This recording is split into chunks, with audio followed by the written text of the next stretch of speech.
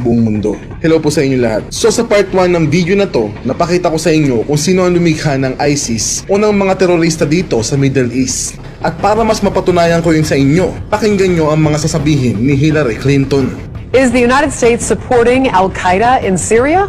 The answer is yes. Fact number 1. There is no question that Al-Qaeda fighters are part of the opposition forces attempting to overthrow Syria's government. Fact number 2. The creation of Al-Qaeda wasn't Islamic fundamentalism. It was the CIA. The Mujahideen was created by the CIA to cause problems for the Soviets. You might say that's crazy talk, right? Here's Secretary of State Hillary Clinton. To be fair, we had helped to create the problem we're now fighting. How? Because when the Soviet Union invaded Afghanistan, we had this brilliant idea that we were going to come to Pakistan and create a force of mujahideen, equip them with Stinger missiles and everything else to go after the Soviets inside Afghanistan. And we were successful. The Soviets left Afghanistan, and then we said, great, goodbye, leaving these trained people who were fanatical in Afghanistan and Pakistan, leaving them well armed, creating a mess, frankly, that at the time we didn't really recognize. We were just so happy to see the Soviet Union fall, and we thought, okay, fine, we're okay now. Everything's going to be so much better. Now you look back, the people we're fighting today, we were supporting in the fight against the Soviets. O ano, sa kanya na mismo nang galing ha? Kaya sa mga taga-samba ng tagapaglikha ng mga terorista na to, mag-isip-isip na kayo. So balik po tayo ulit sa bantang iniwanan ni Trollanes. Ngayon dahil pinagtatakpan. Pinagtatakpan? Anong pinagtatakpan ng tinutukoy ng aso na to? Na si President Duterte ay isang diktator, na siya ay masamang leader, siya ay may Davao Death Squad, human rights abuser, abusado sa kapangyarihan, at siya ang may pakana ng mga extrajudicial killings. Common sense lang eh. Yun ang gusto niyang palabasin, di ba? Mapupunta na lang tayo sa ibang mga modes kung paano lalabas itong katotohanan na ito. So, sa mga ganong paraan, hindi na nila makokontrol kung ano man ang outcome. Maraming paraan. So, abangan na lang nila. So, ang tinutukoy ng aso na to ay parang pigsa na pipigain nila para lumabas ang mata nito. Ganun yun eh.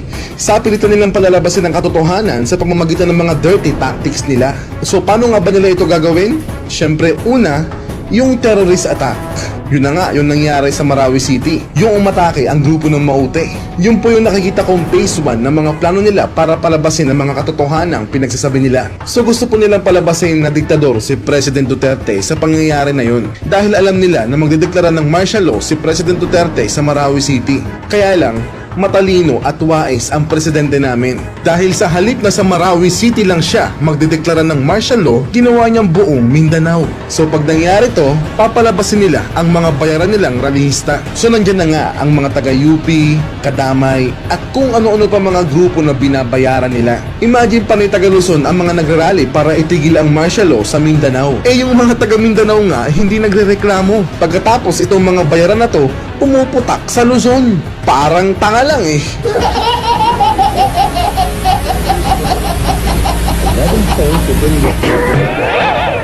At syempre, laging nandiyan ang mga bayaran nila mga media to exaggerate the scenario. Tapos syempre, kakahol ngayon yung aso ng mga basura sa gobyerno. Kung ano-ano na naman mga paninira ang mga sinasabi niyan for sure. So phase 2, discrediting the martial law. Siyempre, papasok na dyan yung mga bayaran nila mga kriminal. At malamang gamitin din nila ang magdalo para lumikha ng mga pang-aabuso sa karapatang pantao ng mga sibilyan. Nandyan na yung mag-uutos sila ng mga tao na magbibihis militar para mang-rape, mang-torture, at para pumatay ng mga taong walang kalaban-laban. Tapos, ang sasabihin nila, utos yun ng Pangulo. So syempre, suportado ng media yan. At siguradong yan din ang ibabalita ng international media para sumama lalo ang imahe ni President Duterte. So napiga nila ang katotohanan gusto nilang palabasin na human rights abuser ang presidente sa mga dirty tactics na to. At syempre, papasok na rin dyan na meron talagang Davao Death Squad. At syempre, palalabasin din nila na meron talagang extrajudicial killings. So pag nangyari ang mga to, magagalit ngayon si President Duterte, which is the after effects of those events. Lalabas na dyan yung katotohanan gusto nilang palabasin na masamang leader ang presidente natin. natin. Tapos syempre, papasok na naman dyan ang UN, EU, Amnesty International, ICC at marami pang iba para akusahan ang Pangulo ng crime against humanity. So syempre, pag nangyari yon, sirang-sira na ang imahe ng Pangulo natin. Papasok na dyan ngayon ang US. Pupondohan nila ang terorista ang gustong pabagsakin ang gobyerno. Aba syempre, meron na silang rason para gawin yun. Parang yung ginawa lang nila kina Saddam Hussein, Muammar Gaddafi, at kay Bashar al-Assad ng Syria. They need a reason to interfere. So malamang isang malaking question yun sa mga taga-samba ng Amerika. Ba't naman nila gagawin yun? Simple lang po ang rason. President Duterte is not their puppet. Kaya gagawin nila ang lahat para lang pabagsakin ang presidente natin ngayon dahil hindi nila kayang kontrolin si President Duterte. Dahil may importanteng role ang Pilipinas sa mga plano nila laban sa China. So bakit importante ang Pilipinas sa kanila? Aba syempre, ang lupain ng Pilipinas ang gagawin nilang imbakan ng mga sandatang pandigma nila laban sa China. Gaya ng mga US bases, syempre ilalagay nila lahat yan dyan sa Pinas. So dyan madidistino ang libo-libo nilang mga sundalo, mga tangke, mga bihikulo, mga barko, at marami pang iba. Papalabasin nila na pinoprotektahan nila tayo laban sa banta ng China. Pero ang totoo, lupaing mapaglalagay ng mga pandigma nila ang purpose ng mga US bases na yon sa Pilipinas. Kaya para magawa nila ito, kailangan puppet nila at sunod-sunuran sa kanila ang leader na ilalagay nila sa gobyerno natin. But unfortunately, again, President Duterte is not their puppet. Kaya sorry na lang sila dahil isang no lang ni President Duterte, bulilyaso na lahat ng mga plano nila. Kaya lahat ay gagawin nila para lang sirain ang imahe ni President Duterte sa kadahilanang hindi nila makontrol ang presidente natin. Kaya nga na-predict ni President Duterte noon na papasok ang ISIS sa Pilipinas kasi target siya ng CIA. So anong solusyon para lang mapigilan ng mga plano ng mga basura na to? Nagawa na ni President Duterte ang unang hakbang para masolusyonan ito. Una, kumapit tayo sa Russia at China. Dahil alam kong alam ni President Duterte ang totoong kulay ng Amerika. At sigurado akong aware si President Duterte na pinagpapanuhan siyang ipa-assassinate ng elites at ng Amerika. Pangalawa, declare martial law nationwide. At gamitin lang na rason to para ipakulong na ang mga basurang oposisyon sa gobyerno. Dahil hanggat nandiyan ang basurang oposisyon na to, sila ang gagawa ng paraan para magkaroon ng kaguluhan sa Pilipinas. Magmula sa mga pagsasagawa ng mga marahas na mga kilos protesta hanggang sa mga pag-atake ng mga terorista. Dahil ang role ng oposisyon ay maging basura sa Duterte administration. Ang Pilipinas ay parang bahay na sobrang dumi bago pa lang umupo si President Duterte. Ang daming basura at insekto. So para malinis ang bahay na to, kailangan munang alisin ni President Duterte ang mga sagabal na basura. Saka isunod ang mga insekto. Kasi connected yan eh. Ang basura ay ang oposisyon, pati yung puppeteers nila. Tapos ang mga insekto ay ang mga terrorist group na tagapaghasik ng gulo pag ginusto nila. So napakasimple lang ng solusyon, di ba? Pero may tiwala ako sa presidente natin. Alam kong alam niya na ang gagawin niya. So kapit lang tayo mga kapatid, dahil malakas ang kalaban natin.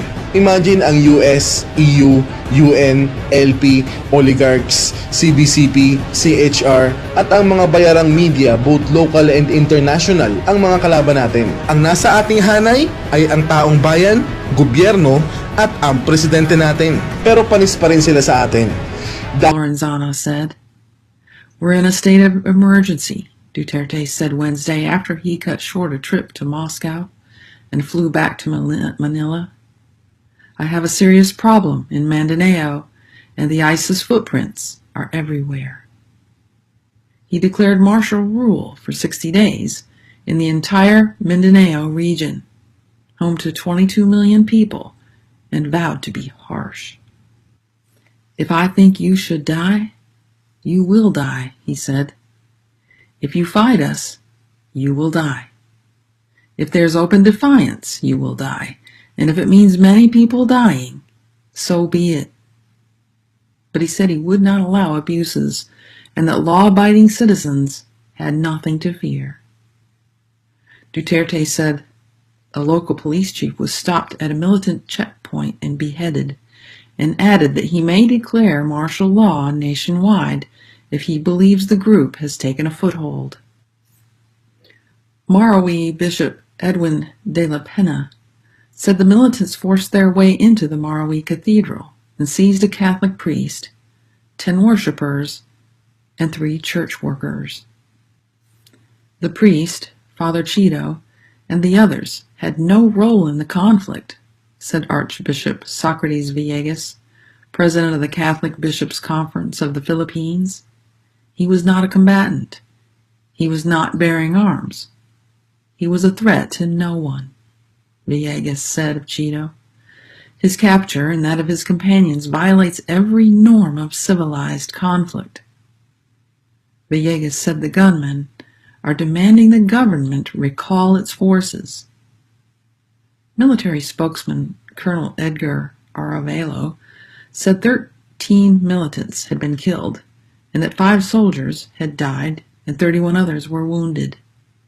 Other officials said a security guard and 2 policemen were also killed, including the beheaded police chief. Aravelo said troops had cleared militants from a hospital, the city hall, and Mindanao State University.